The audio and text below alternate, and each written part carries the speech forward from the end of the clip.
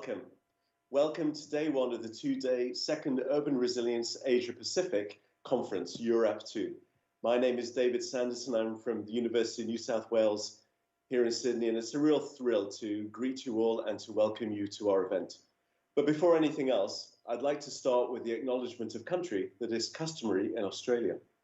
I would like to acknowledge the Gadigal and Bejigal people of the Eora Nation, the traditional custodians of the land on which UNSW Kensington campus sits. I pay my respects to the elders past, present and future who hold the memories, traditions, culture and hopes of Indigenous Australia. I would also like to extend that acknowledgement to all Indigenous people with us today. Well, as we all know, these are strange times with COVID across the world, and ideally we would all have met in person and had a bigger, very enjoyable event here in Sydney, as we did 2 years ago with some 150 people from around the world. But you know what? Being online means it's completely free. Anyone can attend, and we're hoping for a lot of interest in this event, and you can join us eating your breakfast, eating your lunch, sitting in your gym jams, all dressed up, whatever you want to be as part of this big online event. All sessions are being recorded and will be made available, and we really hope you enjoy it, you find it useful, informative, and can use any of the recordings. I'm incredibly excited about this event, and I really am. We have some 70 presenters from across the world joining us, and they're from, I forget the numbers, 14, 15 universities, a similar number of think tanks, from a large number of international and local non-governmental organizations, from city authorities, from the World Bank, the Asian Development Bank, UN Habitat, Arab, Microsoft. It's a real bringing together of people who are committed to and interested in the themes of urban resilience in Asia, Pacific, and beyond. The lessons and issues we're discussing go beyond that particular region and those countries in that region. We have three themes at URAP2, which are broad but deliberate. The first theme is readiness for crises, so-called natural disasters, climate change, and also security issues. We are touching a little bit on crisis and conflict as well, readiness. We're talking about security and protection and nations and how we protect people in a country, but also collaborate and are truly international. And thirdly, and very much the topic for lots of sessions today and for our plenary session today, relating to transparency and the role of which corruption plays and to what degree it plays in worsening disasters and other crises. A little understood, but actually extraordinarily important part of the story. I should say the organizations who have been closely involved in developing this conference are Harvard Humanitarian Initiative, HHI, ARP, SEEDS India, and the Australian Pacific Security College at Australian National University. And it's been our total privilege to engage with our friends and colleagues in those organizations. So back to today's opening plenary session. It's very much transparency, that's the topic as I said, and the title for this morning's session is actually, this is not a disaster, it's a crime scene. We're looking at transparency, accountability, disasters and urban resilience. And that phrase, this is not a disaster, it's a crime scene, is attributed to a very senior person working in this area in Asia who we'll be hearing from later today in Anshu Sharma's session. So to discuss these two issues, I genuinely could not think of two better people to come and be our keynotes, our opening plenary speakers. And I'll just introduce them before asking them to take the screen. The first is Serena Lillywhite. Serena has had a 20-year career in responsible business conduct and is an experienced practitioner, researcher, and advocate. Serena is well known for her work on the social dimensions of international business, particularly governance, corruption, human rights, labor rights, resettlement, and gender. Serena has lived and worked in China and Cambodia, among other countries, and has also had extensive career in the education sector. Serena is currently CEO of Transparency International Australia, and we're very lucky to have Serena, especially given how busy this week is. We were just chatting now with various different conferences going on, and Serena's pretty much booked out every day this week, speaking around the world while being based in Melbourne, which is quite the trick that we're all learning at the moment. The second presenter, it's my real privilege to introduce this morning, known to many of us, Dr. Ronak Patel, sitting in California right now. Ronak Patel founded and leads the Urbanization and Resilience Program at the Harvard Humanitarian Initiative. Ronak's work focuses primarily on the challenges and opportunities presented by rapid urbanization for the health and well-being of vulnerable populations. Ronak works with community-based organizations and aid agencies to collect data and implement projects for marginalized populations. In addition to numerous publications and presentations, he has led or participated on multiple expert working groups to develop policies and programs for reducing urban vulnerability and building resilience. Ronak, and if that wasn't enough, Ronak's also an emergency room physician. I don't know how he does it, but we're very grateful to have him here for this session, and in fact for the session after this, to unpack some of the lessons and issues emerging from this plenary. So I think that's enough from me. I'd like to hand over to you, Ronak. The format for this morning is I've requested each of our presenters to talk for as long as they like, but something like 10 to 12, 15 minutes, one after the other, and then we'll have some conversation. I'm sorry to say we can't take questions from the audience just for technical reasons, but we'll have conversation between the three of us, and I hope we touch on many of the issues that you may find interesting. Ronak, over to you. Well, thank you. Thanks, David. I'm also excited for this conference as well. I think what you just described is set up for a wonderful 2 days. I want to be brief in my remarks. I just want to help set our discussion up by talking about how corruption engenders risk, undermines resilience, and leads to the disaster impacts that we observe. And then I'll hand it over to Serena and we can have a discussion about these issues. So if I have control of the slide presentation now, Ethan? What you see here on this first slide on the left is a representation of two earthquakes, very similar magnitude, 7.2, the 1995 Kobe earthquake, and a 7.0, the 2010 earthquake near Port-au-Prince, both next to very dense, large cities, but with vastly different number of deaths, right? Just over 5,000 in Kobe compared to over 200,000 in Haiti. This analysis goes on to try to model the number of expected deaths there would be at various intensities of earthquake based on a corruption score. And so the more corrupt you are as a country, the higher expected death rate from earthquakes. And that's an exponential rise that you see. But you could say there are lots of differences between these two, right? It's not just corruption that may have led to this difference in impact and difference in the number of deaths. So how can we do a better analysis? So over on the right, you have another analysis that looks at countries that have a similar level of economic development and poverty, because that's the one that stands out, right? When you compare the Kobe earthquake to the Port-au-Prince, that perhaps it had to do with the amount of poverty and economic development of those two cities. But many places have very similar corruption scores, despite having differences in their level of economic development and poverty. So even countries that should be expected to do better, that should have a lower earthquake fatality rate, seem to have a higher earthquake fatality rate that correlates more closely with corruption rather than that level of development or poverty. But it's not just about earthquakes.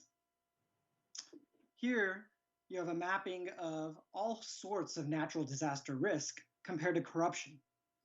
And it correlates pretty closely. If you look at the political corruption index, the worse you score there tends to give your country a higher risk of natural disaster risk, which is understandable, right? It's not just earthquakes. We tend to find that in the literature or talk about that the most because it seems to have the most direct causal relationship. It's the most obvious one, a collapsing building with shaking ground. But think about all the manner in which risk is engendered in these cities, just from site planning, putting a settlement in an area that's low-lying in a coastal zone, prone to flooding, or a landslide-prone slope, or the density that allows a lot of fires to spread, to broader things like disaster preparedness and planning that may be corrupt, even the critical infrastructure that we rely on, all vulnerable to all sorts of naturally induced disasters. So that level of corruption engenders the risk not just to earthquakes, but a whole host of natural disasters. So we wanted to look at that a little further. And many of you may be familiar with the World Risk Report. They create this thing called the World Risk Index, a quantitative score on the risk of various countries.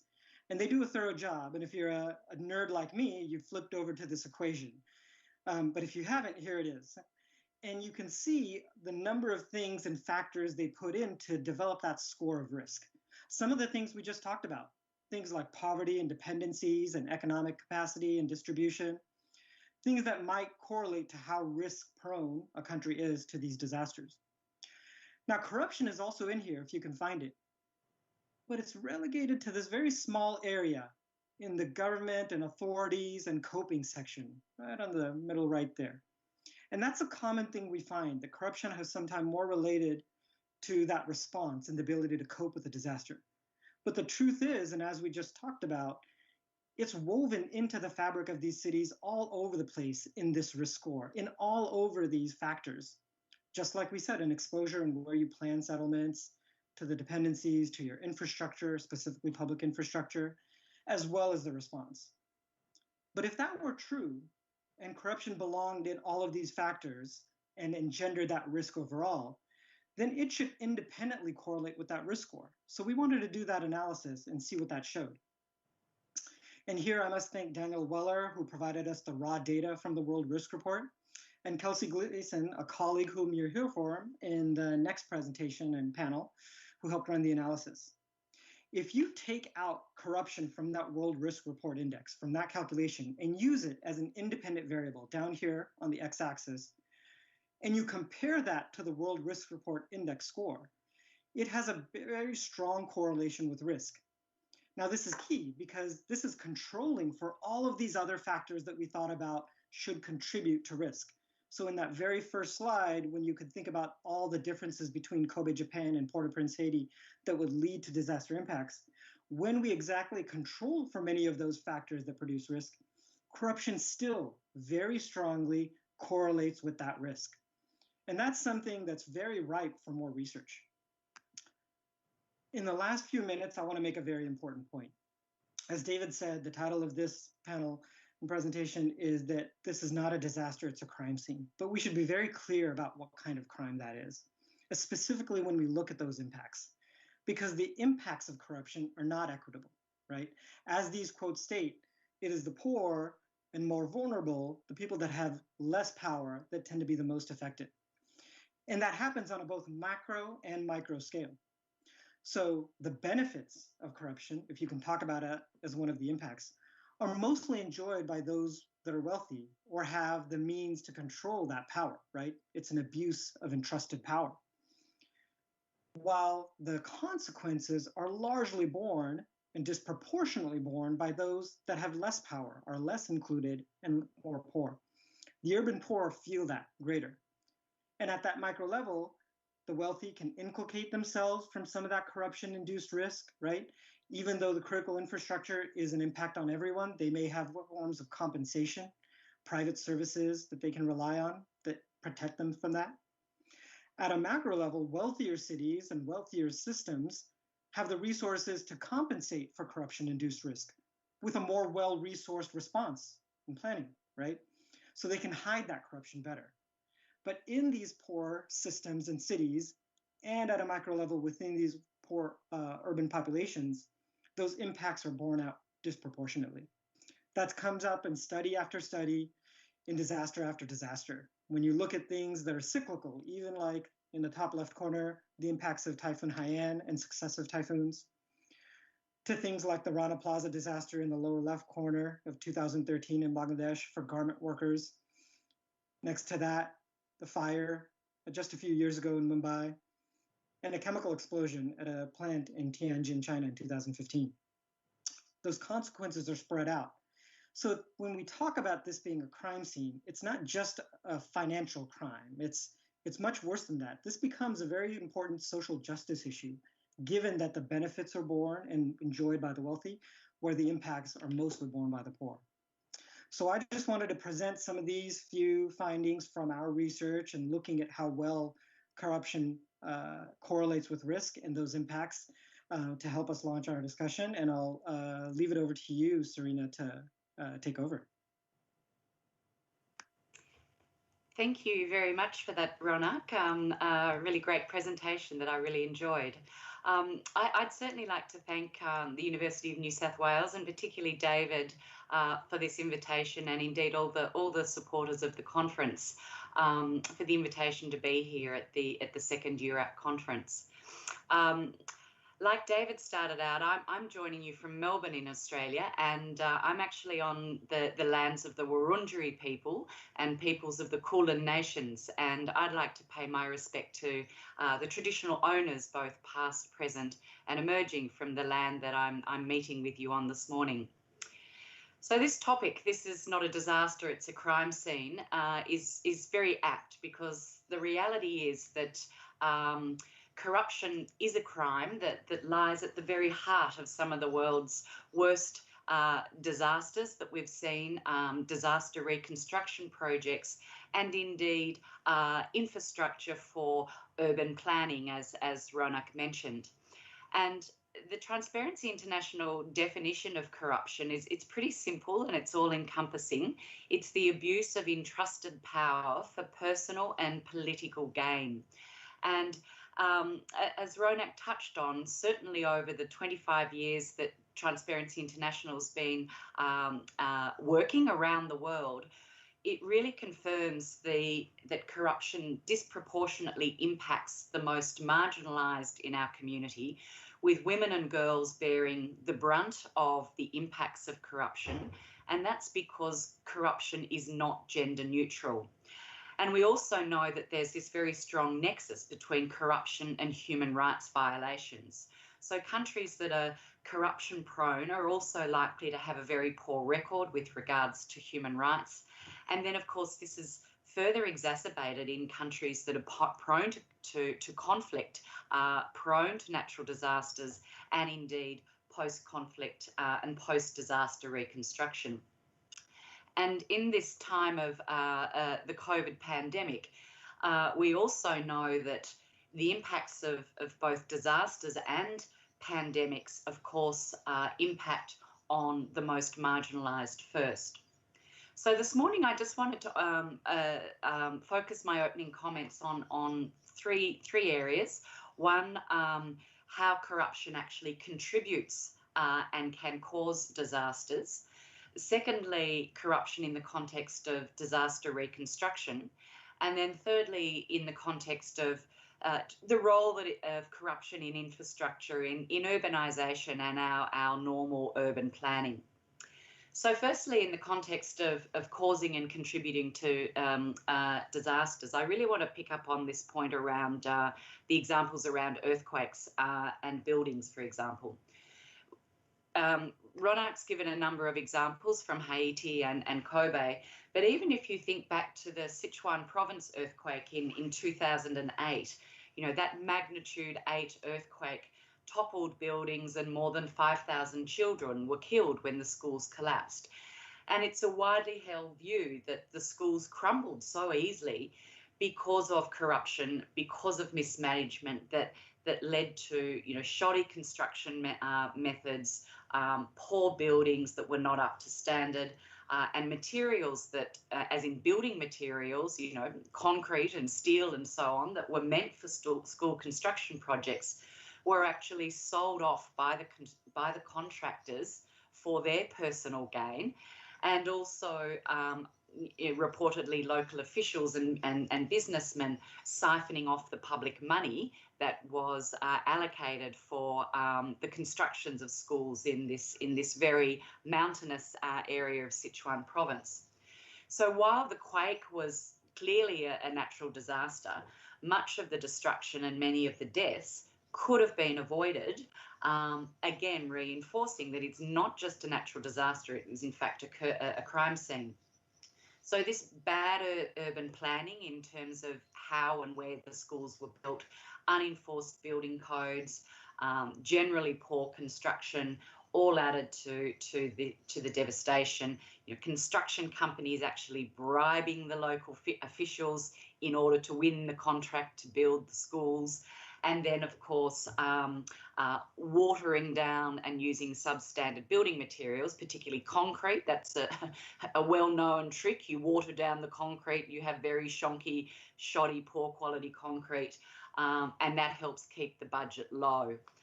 As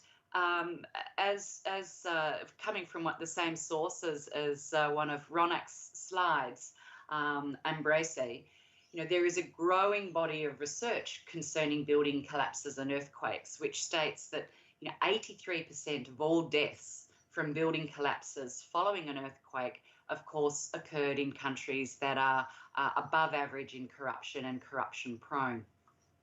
Similarly, just touching on the Rana Plaza garment factory disaster in Bangladesh, when that collapsed, more than about 1,100 workers were killed. Again, predominantly women. So again, touching on this, the gender, the gender implications of this, and in that particular case, a Bangladesh court found the owner of the factory guilty of corruption, and interestingly, he was a former ruling party official. So again, we get this whole element of politically exposed persons, the ruling elite, the powerful, being more often than not caught up in all of these corruption scandals increasingly involving in infrastructure. And the court found that he was had earned money well beyond his known sources and salary as an official, which is always a dead giveaway that there's corruption involved. And he and 17 others were charged with breaching building codes. So basically what happened was they paid off the building inspectors, they got false building codes and building certificates, and they literally just whacked another 3 floors on top of what was only designed to be a 6-story building. So when the fire started and the building collapsed, of course, the impact was devastating. Another example from Cambodia, in January of this year, yet another multi-story building under construction collapsed in Kep province in southern Cambodia, killing at least 36 people, including children. But this is the 3rd major building disaster in 8 months in Cambodia, and we know that the Cambodian construction sector is awash with widespread corruption, and that hand in hand with weak government enforcement of laws, unscrupulous business people cutting costs, the use again of substandard products, particularly concrete, and of course the poor worker standards, worker safety standards. So the other issue, and it goes back to this issue of sort of poverty, is that in most construction sites in Cambodia, like many other countries in the region, it's very usual for the workers and their families to sleep on site, often on the ground floor underneath the building as the building's going up. So when a building collapses, you then have this, added tragedy of this is people's homes as well in many cases. And I won't, for time, go on to mention the many other examples we could around dam failures in countries like Brazil and Uzbekistan, which have, all of these same kind of components or characteristics around, the issuing of false safety standards, bribes, and so on, involving construction contractors, operators, and government officials. My second point really relates to reconstruction after a disaster, whether it's an earthquake, whether it's a tsunami, whether it's a cyclone. So if we think of the Indian Ocean tsunami alone, 300,000 people dead, thousands of coastal communities destroyed. One estimate is that the cost of that recovery affecting the region was US $11.5 billion. So when you get that there is this need for long-term reconstruction after a disaster, it's particularly prone to corruption, because often there's this tendency to bypass the normal processes and contracting procedures. The usual due diligence doesn't happen because there's this sort of urgency. We've got to rebuild. We've got to get services in place. So. And that's a very true thing. There is an urgency to all of this. So somehow or other, though, there's got to be this sort of much smarter handling of how you address the immediacy and the urgency to rebuild, but also noting that very, the speed of that in itself kind of opens up this sort of Pandora's box of opportunities for bribery, corruption, fraud, embezzlement, with monies that were meant to go towards, and of course you've got large sums of money, swashing around, money's pouring in from all around the world for the reconstruction effort. And more often than not, there is, opaque contracting, and the accountability of how much money is coming in and what's actually being spent is usually very, very poor. So some just simple fiscal transparency and accountability is often lacking at these times.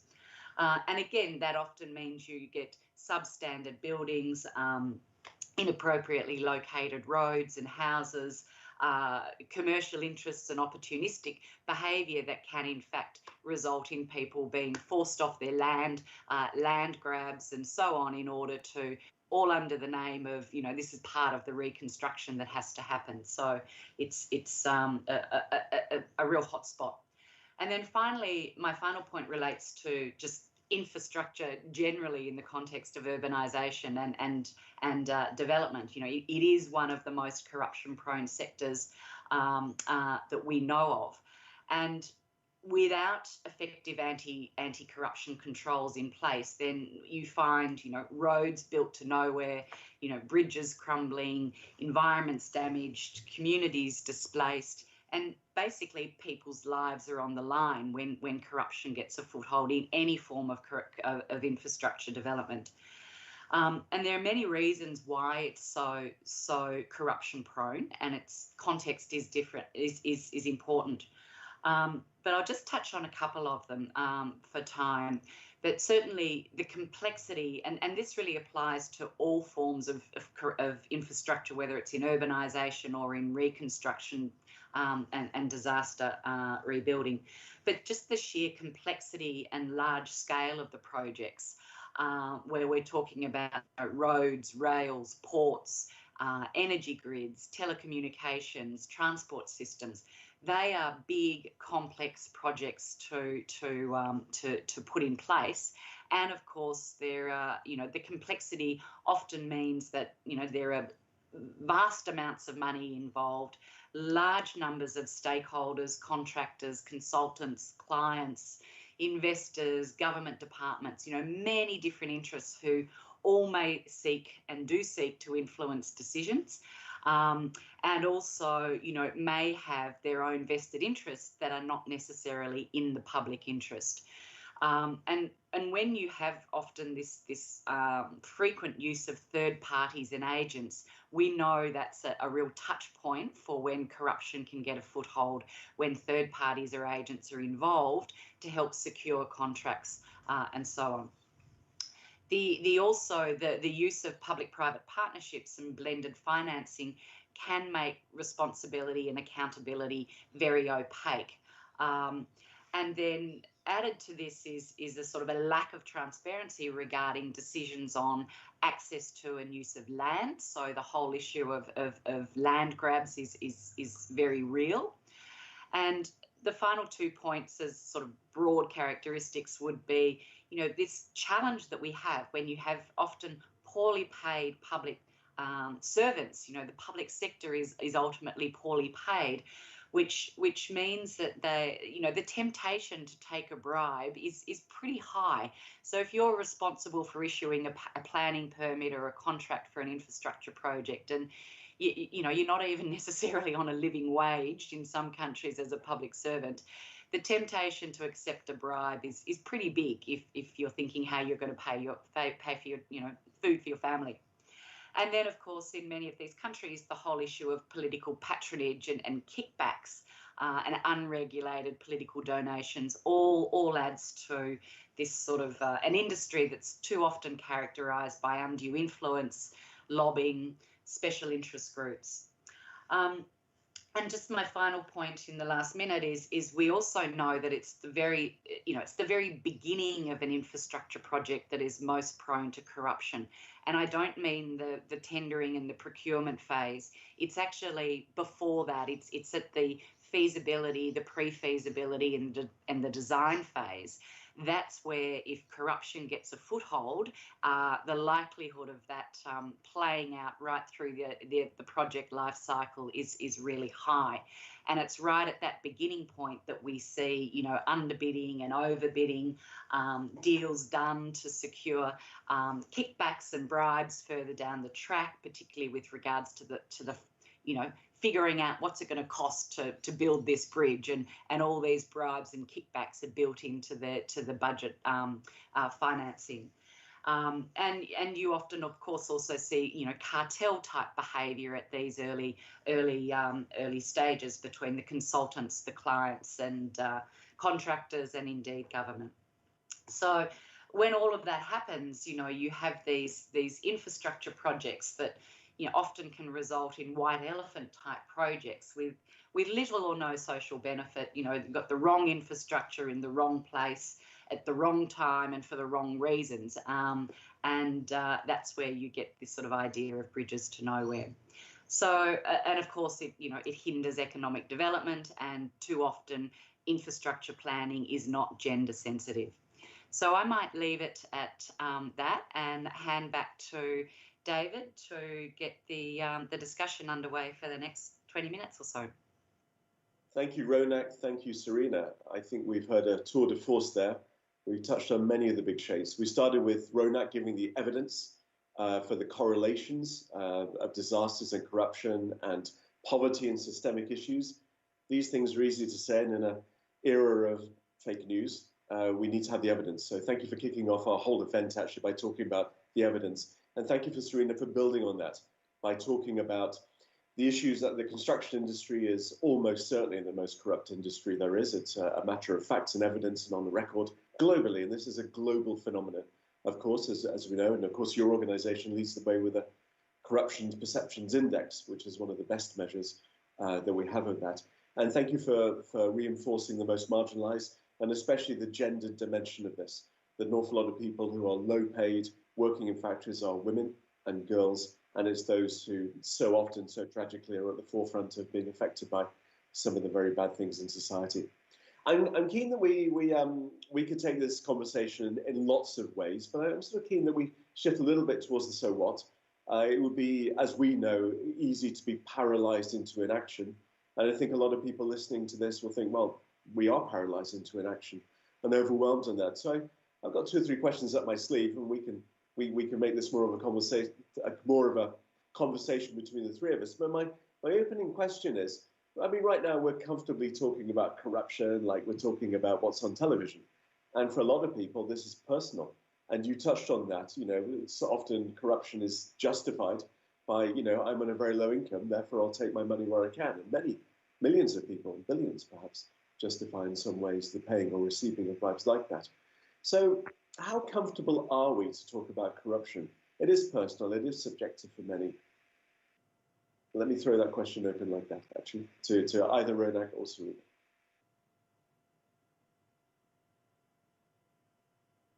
I mean, David, you hit it right on the head in that the trouble in understanding this and learning from it remains hidden, right? Because there is that discomfort. And I've heard various ways of justifying that, just like you described, in people talking about good corruption and how corruption allows some of these marginalized populations that we talked about to work the system and get their needs met. But we have to admit that just like in resilience studies, those are negative coping strategies. They're coping strategies and methods that are used because there's no other choice.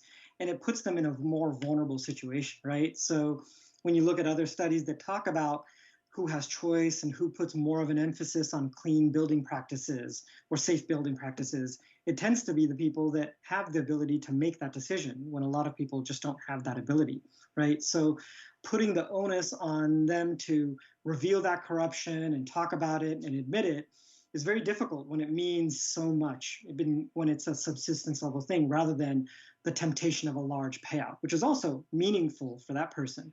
But it's much more meaningful for a person where it depends, you know, their daily bread.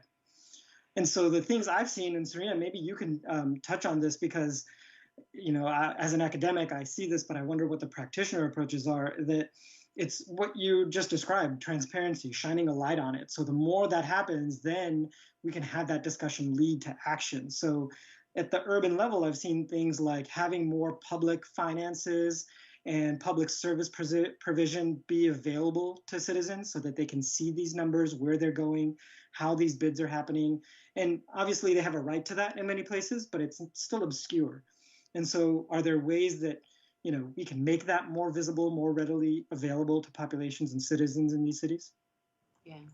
Yeah, I think it's a good point. I mean, I do think overall and generally speaking, we are getting better at talking about corruption, and people are more willing to talk about corruption.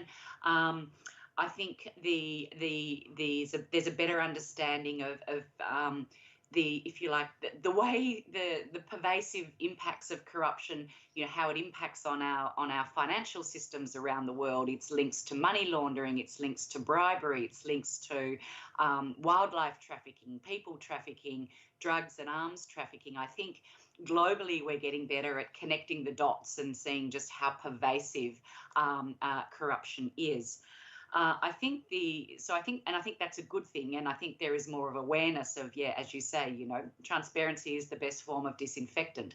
And I think it's worth noting, though, that of course context is really important. I mean, I'm incredibly privileged that I can sit in Melbourne and talk about corruption and the impacts of corruption, and my life is not at risk in doing that.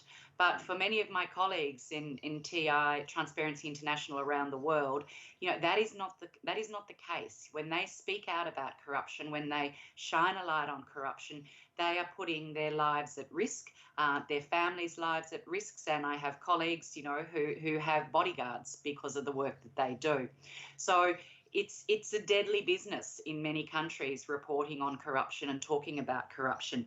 And that's why we do need the importance of ensuring that space for civil society is not closed down. And we're seeing too much of a shrinking space for civil society. And civil society plays a critical role in exposing wrongdoing and misconduct and corruption, as does the role of a free press and investigative journalism. And so, these very fundamentals of retaining a strong democracy are actually critical in ensuring that we can continue to talk more about corruption, be more willing to talk about corruption.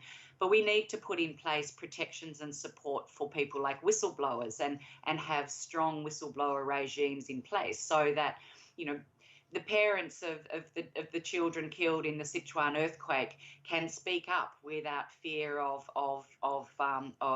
retribution, as in many other cases. And the importance of transparency around national accounts is really important. And our colleagues in TI in the Solomon Islands, that's a key piece of the work that they're doing, is really putting pressure on the government to open up the national accounts, disclose what's in them, actually see, what money's coming in, what money's going out, and try and figure out how much is going into deep pockets. So all of those things are really important. Can I pick up on a point you're making there, Serena, and thank you both. There will be people listening to this who are angry, who are seeing, what you're seeing, the images you shared with us, Ronak, that's what happens at the sharp end of corruption, where buildings fall down. And Serena, you mentioned the thousands of children killed. That elicits an emotional, angry response in anybody with a sane brain. And so what can people do? Well, what are practical things? There's so much in social media. You mentioned civil society, Serena. Is it specific organizations, or can individuals do anything about this at all? Well, I think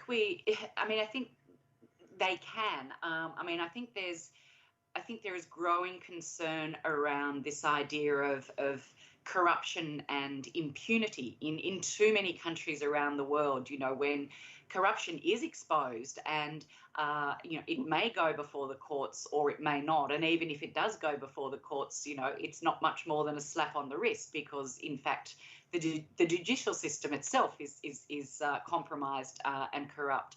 But we have seen, of course, examples of literally people taking to the streets and this sort of wave of populism to combat corruption. I mean, there are numerous examples in Latin America and the Americas of, where literally people have been taking to the streets. We've seen leaders elected on a populist position of fighting corruption, and they basically are swept to power on the promise of tackling corruption.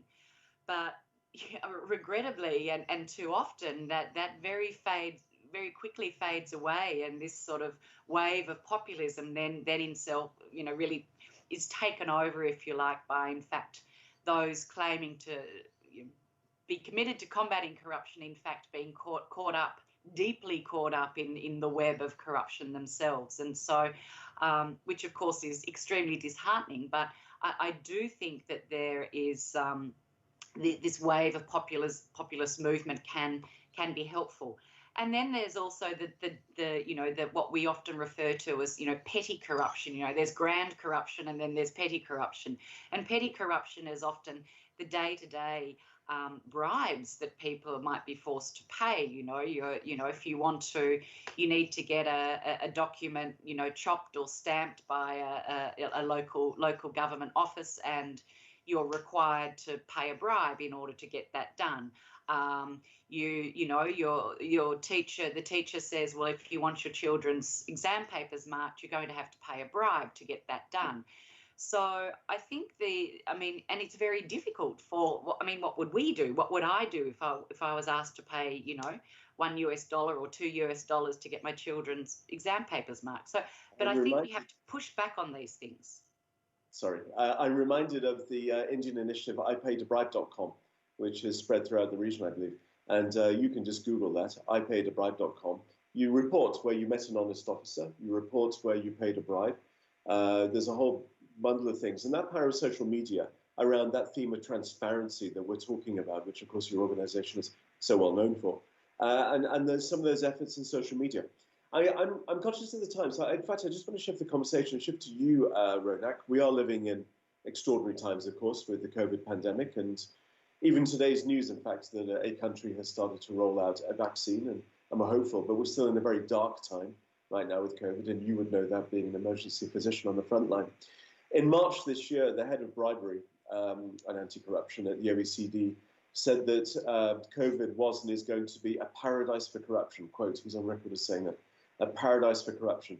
Now, heaven forbid there will be another pandemic, but who knows in the future.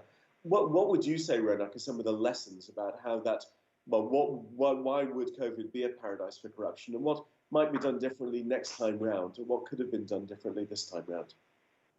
Yeah, so it's a great question, because Transparency International had this, I think, as a front page thing as soon as this pandemic started, because it's exactly as Serena said.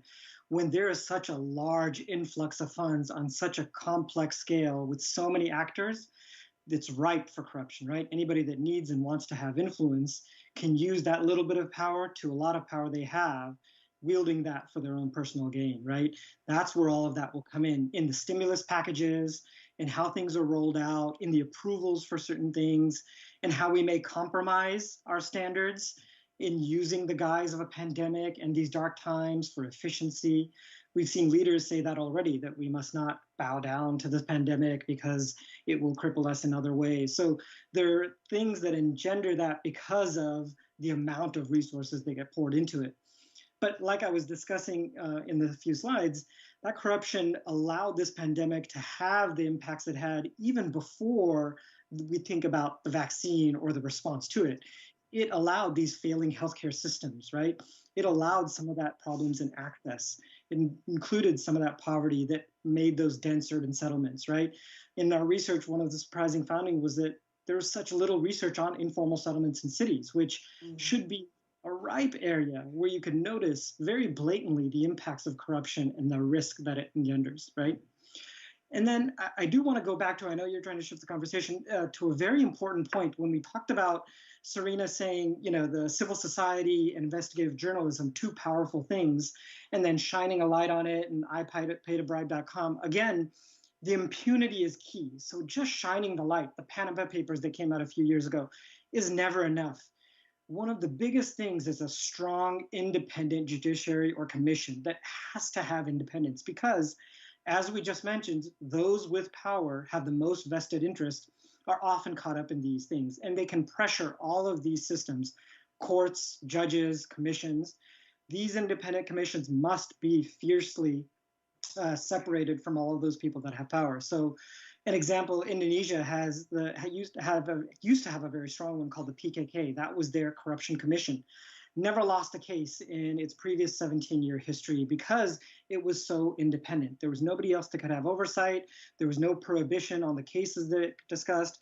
But then they went about gutting that commission with various laws that made it so that it would come under a certain bureaucracy and a certain office and certain political players. So then all of a sudden it develops exactly what Serena said, which is you have this guise of an independent corruption commission, but those that actually wield the power can influence it. So we must demand, and I think that transparency is only half that equation. You have to have consequences. If there are no consequences to that corruption except these disasters, then nothing will change. I think that's really true. I mean, it's transparency, it's accountability, it's consequences, it's sanctions, it's enforcement. We need all of those things. Yeah. Yes. You might think this is a bit of a curveball question, but it is deliberate. How do you stay optimistic in this kind of work, in what you do? Can I ask each of you in turn? Serena. Well, it's a good question. I mean, you just have to kind of acknowledge the small wins along the way. I think that's really important. And I mean, I think we can look at things do shift, but they take a long time. I mean, as you mentioned in your introduction, I spent a long time working in the area of business and human rights. And if you look back sort of 10 years ago, 15 years ago, no one was talking about business and human rights, but now everybody's talking about business and human rights. So, things do shift and they give you great cause for optimism. I'm also just incredibly, humbled by the work of my colleagues that are doing, tackling corruption and fighting corruption in really difficult conditions and dangerous conditions. So I find that very inspiring, the work of, human rights defenders, of investigative journalists and anti-corruption crusaders around the world. That gives me great optimism that, we haven't all just kind of given up the ghost and said it's all too hard, that we keep on going. So that keeps me optimistic. And we have to win, celebrate small successes along the way and try not to be overwhelmed by it all. Thank you. Ronak, same question. Yeah, similarly, it's that long arc that keeps me optimistic. If you think about this and looking for immediate wins and immediate change, obviously we all know we're too smart to know that that's not going to happen. But just like the example from business and human rights, talking about sweatshops and labor rights and how that used to be something that was just endemic and expected, and people were even consigned to it. That's the job you wanted to get sometimes. And now that's completely changed. I think that happens. And even these populist movements, even though they've been, abused and taken over by nefarious acts, they still are a recurrent theme. And I think youth especially has a role to play in that. When we talked about the recent movements in India with Arvind Kejriwal and his party and taking over the Delhi municipal organization, right? There are these things that move and, thrust people into power, and we can only hope that some of them won't be, seconded into some of that action. And maybe there is some work in that, in leadership and training and keeping the momentum going. So I think the optimism is just as recurrent as the disasters and the risk. Wonderful. Thank you so much. Thank you for kicking off our conference in such a fabulous and insightful and informed and experienced and evidence-based way. Thank you very much, Serena Lillywhite from Transparency International Australia, probably the world's leading organization looking at this work. So thank you for giving your time today. Thank you, Ronak Patel from the Harvard Humanitarian Initiative, for your real insights and your research on this. The next session in 10 minutes' time is not a coincidence. We'll be looking further at some work that you've been working on, Ronak, looking at how do you dig down on the evidence of this and build the evidence case for the degree for which corruption worsens disasters. But thank you again very much. For everybody, thank you for listening. And please join us for the next 18 sessions over today and tomorrow. It's a dense day. but an enjoyable day. And if you're watching the recording of this, then there are 18 other recordings for you to enjoy also. So thank you very, very much, everybody, and we'll see you in the next session. Thank you.